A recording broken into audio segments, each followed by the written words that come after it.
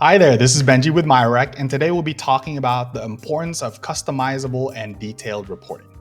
In today's fast-paced business world, customer interactions are more important than ever. But are you able to utilize and make good use of your customer data? Let's jump on over to MiaRec's example report, where it's able to tie the customer's reason for the call with the customer sentiment. So here we have the report where it essentially ties the reason for the call with the customer sentiment. Like with many of MiaRec's features, it's fully customizable to fit you and your company's needs. But what this report tells me is the reasons for the call, so why your customers are essentially calling, the total number of calls each reason has, the number of minutes, and the average duration. So this is useful, one, because it's able to categorize your calls with a specific reason, right? So let's say with issues with delivery, you obviously don't want that call volume to be very high, right? Or, requesting a refund, right? You want to keep that at a very low call volume, right? You can also take advantage of being able to view the average duration of each calls in essentially decreasing your average handle time, right? So whether it's to, provide coaching, shorten the script, make a process a lot more streamlined, you now have a way to gauge that, and in terms of decreasing the average duration of each call with a particular reason, right? So, for example, let's say your agents are taking too long handling issues with deliveries, right?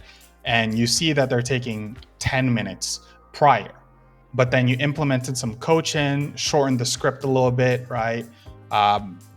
Provided a lot more of a streamlined process in place. Now you're able to reduce that average handle time to 5 minutes, right? So that's a way to essentially kind of gauge progress on any process implementations, any coaching feedback, all that stuff. Okay. Now, what's also really valuable is being able to tie each reason for the call with caller sentiment. So now you're able to see that, okay, for the most part, our agents are handling delivery issues fairly well because 3 of those calls are very positive, 3 are positive, and 1 is neutral, with 1 negative call, right? Now, if you want to hone in on that one particular call, you can click on the view calls over here and be able to identify that and see why that was scored, essentially a negative sentiment. Now, on the flip side of things, if you want to identify areas of improvement, you're now able to do so by kind of honing down on a particular reason and looking at the ones with negative sentiment.